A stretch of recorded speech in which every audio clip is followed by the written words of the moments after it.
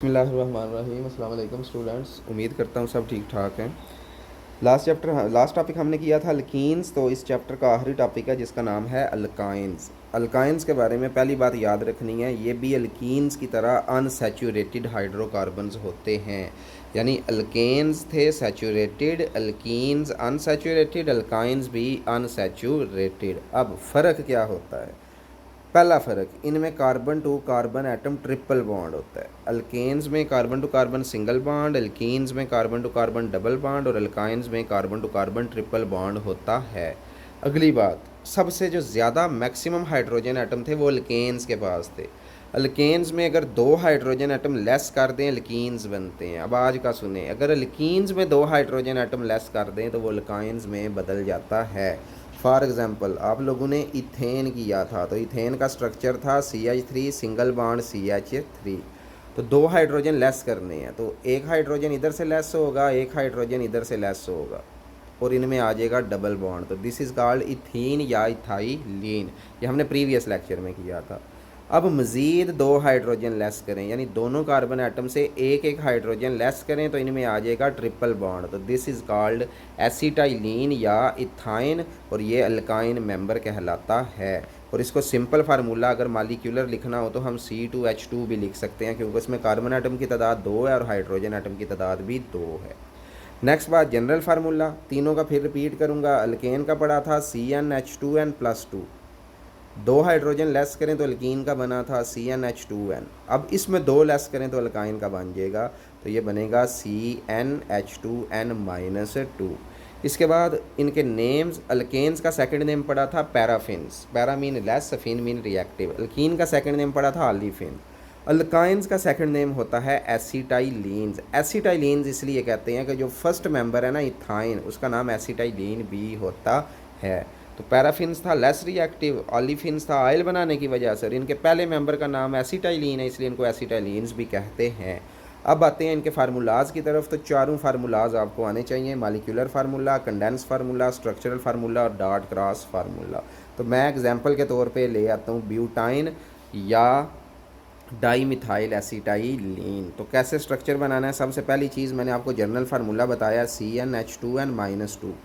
तो चेक करें, अगर कार्बन 4 होंगे तो C की जगह आएगा 4। हाइड्रोजन चेक करें, 4 2 ज़ार 8, 8 में से 2 निकालेंगे तो 6, तो C4H6 इसका कहलाएगा मालिक्यूलर फार्मूला। कंडेंस कैसे बनाना है? सिर्फ कार्बन एटम की तादाद काउंट करें, 4, तो आपने पहले 4 कार्बन ड्रॉ करने हैं, 1 2 3 4। एक ट्रिपल बॉन्ड बनाना है जिस जगह पे आपको सूटेबल लगे। तो आपकी एग्जांपल में सेंटर में है तो मैं भी सेंटर में ट्रिपल बॉन्ड बना देता हूँ। अब कार्बन एटम के 4 बॉन्ड पूरे करने हैं। फर्स्ट कार्बन देखें 1 बॉन्ड है, इसको 3 हाइड्रोजन मिलेंगे। सेकंड कार्बन के देखें 4 बॉन्ड पूरे हैं, 3 इस साइड पे हैं और 1 इस साइड पे है। थर्ड के भी 4 बॉन्ड पूरे हैं, 3 इस साइड पे और 1 इस पे। और लास्ट का 1 बॉन्ड है तो हम 3 बॉन्ड बनाएंगे। तो इस तरीके से हम इसका लिखेंगे कंडेंस्ड फार्मूला। इसके बाद कौन सा आएगा? Structural formula. तो स्ट्रक्चरल फार्मूला भी अगेन उसी तरीके से, पहले हम कार्बन एटम ड्रॉ करेंगे, उनके बॉन्ड्स बनाएंगे।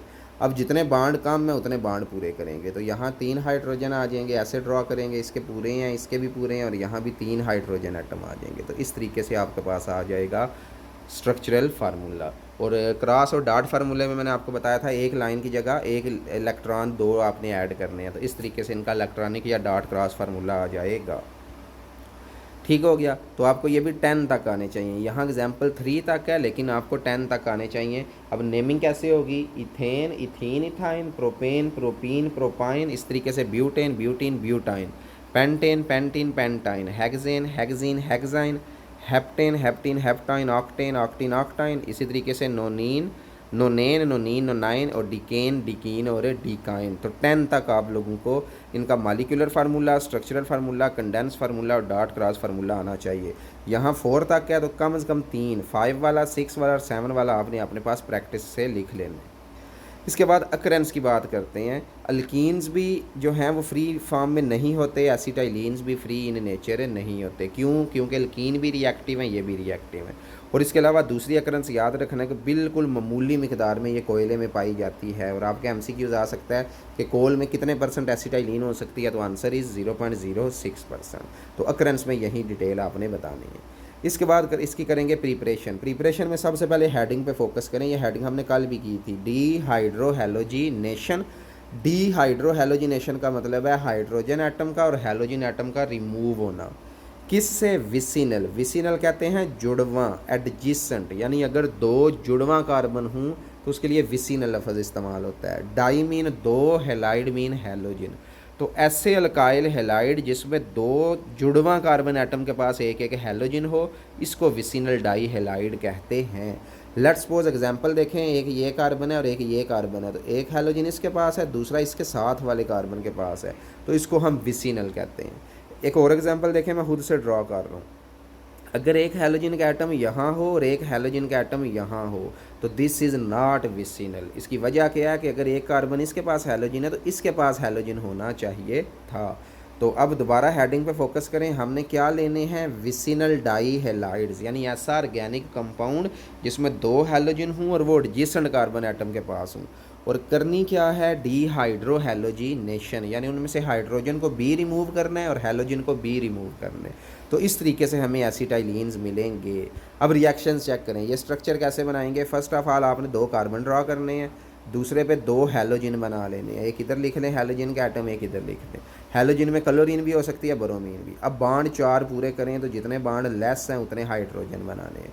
तो ये बन गया विसिनल डाई हेलाइड। रिएक्शन कैसे करेंगे? KOH अल्कोहलिक लेंगे, अल्कोहलिक KOH और 100 डिग्री सेल्सियस। अब चेक करें जी रिएक्शन कैसे होगा।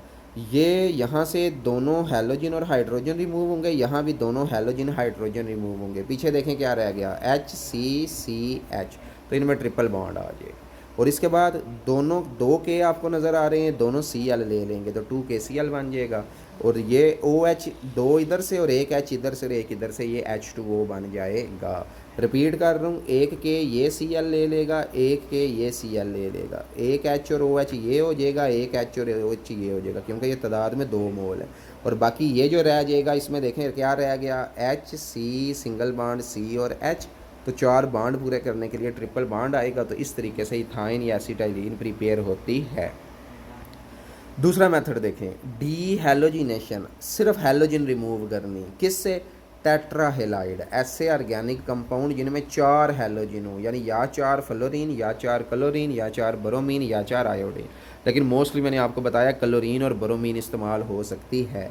रिएक्शन कैसे करवाना है? जिंक का पाउडर इस्तेमाल करना और हीट देनी है। यानी टेट्राहेलाइड लेना है, ऐसा है जिसके पास 4 हेलोजन हो, उसमें जिंक का पाउडर डालना है और उसको हीट करनी है। रिएक्शन कैसे होगा? ऊपर वाले भी दोनों Cl एक Zn ले लेगा तो ZnCl2, दूसरा Zn भी नीचे वाले दोनों Cl रिमूव करेगा तो 2ZnCl2 बनेगा। पीछे देखें क्या रह गया? पीछे रह जाएगा HC सिंगल बॉन्ड CH, तो अपने बॉन्ड पूरे करने के लिए ट्रिपल बॉन्ड आ जाएगा। नेक्स्ट टॉपिक बनेगा फिजिकल प्रॉपर्टीज़। तो इनकी फिजिकल प्रॉपर्टीज़ भी अल्केन और एल्कीन से मैच होती हैं। पहली बात देख लें, पहला मेंबर इस एसिटाइलिन या इथाइन है, कलरलेस है, यानी इसका कोई रंग नहीं होता और गार्लिक की तरह की स्मेल होती है, लहसुन की तरह। दूसरी बात, मामूली सा पानी में हल होता है, लेकिन ऑर्गेनिक सॉल्वेंट नॉन पोलर में इजीली हल हो जाता है।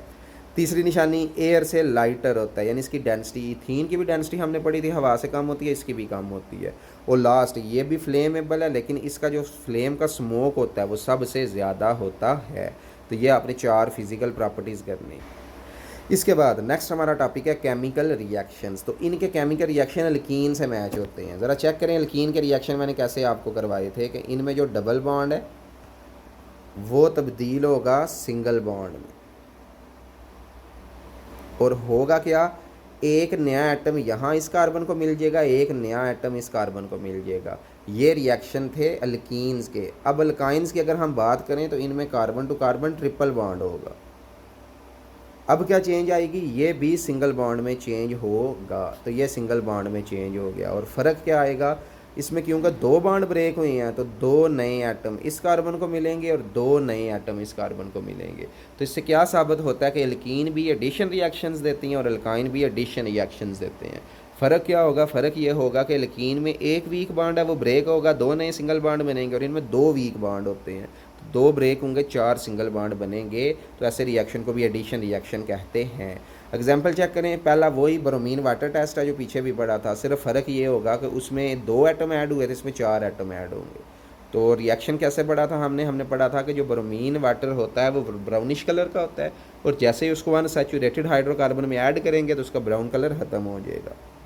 तो ये आप लोगों ने डिटेल लिखनी है।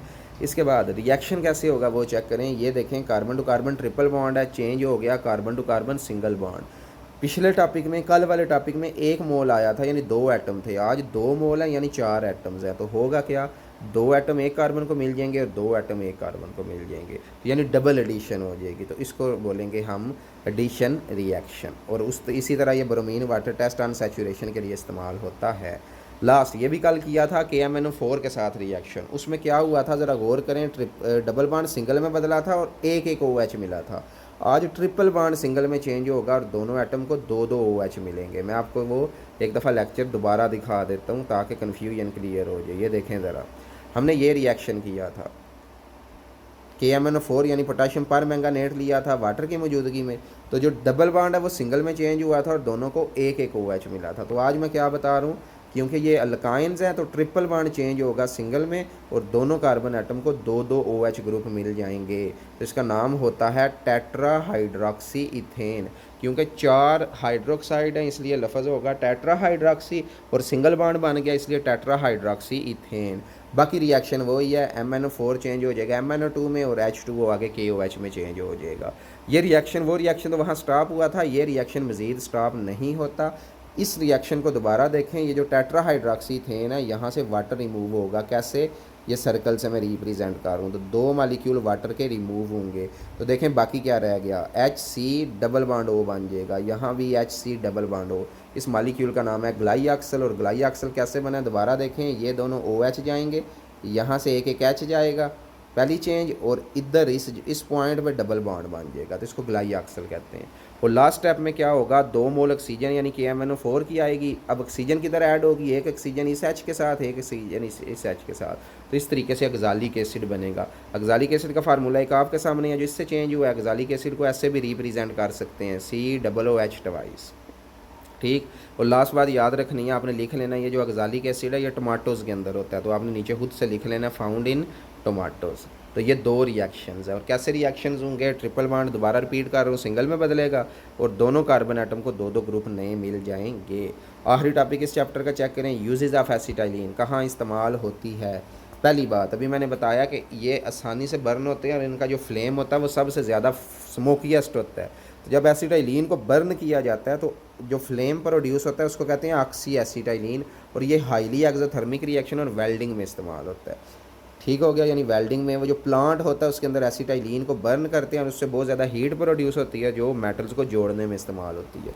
दूसरा यूज़ मुख्तलिफ केमिकल जैसे अल्कोहल एल्डिहाइड्स की तैयारी में इस्तेमाल होता है। तीसरा ये एल्कीन जैसे है, ये भी फलों को पकाने में इस्तेमाल होती है। चौथा मुख्तलिफ किस्म के पॉलीमर्स, पॉलीमर्स का मतलब है बहुत बड़े बड़े मालिक्यूल्स बनाते हैं जैसे पॉलीविनाइल क्लोराइड। ये प्लास्टिक के जो पाइप्स होते हैं, ये इलेक्ट्रिसिटी के जो पाइप्स हैं बिजली के, उसको PVC पाइप्स कहते हैं। तो PVC mean polyvinyl chloride. Polyvinyl acetate होता है, ये अमूमन ये रुई वगैरह की किस्म बनाने में इस्तेमाल होता है। सिंथेटिक रबड़ भी इससे बनता है। और लास्ट इसको अगर हम जो एसिटाइलिन है इसकी पॉलीमराइजेशन करें तो बेंजीन भी बनती है। बेंजीन कैसे बनेगी, 3 अदद आपने एसिटाइलिन के मालिक्यूल लेने हैं। ठीक हो गया, तो ये कन्वर्ट हो जाएंगे बेंजीन में। तो बेंजीन भी बहुत इंपॉर्टेंट लाइव का केमिकल है क्योंकि इससे वैरायटी ऑफ केमिकल कंपाउंड बनाए जाते हैं। तो यहाँ तक आपने करना है यूजेस ऑफ एसिटाइलिन। तो नेक्स्ट फिर आपने एक्सरसाइज देखनी है, शॉर्ट क्वेश्चंस देखने हैं। किसी में कोई प्रॉब्लम हुई तो आपने डिस्कस कर लेना है। ठीक हो गया, थैंक यू वेरी मच, अल्लाह हाफ़िज़।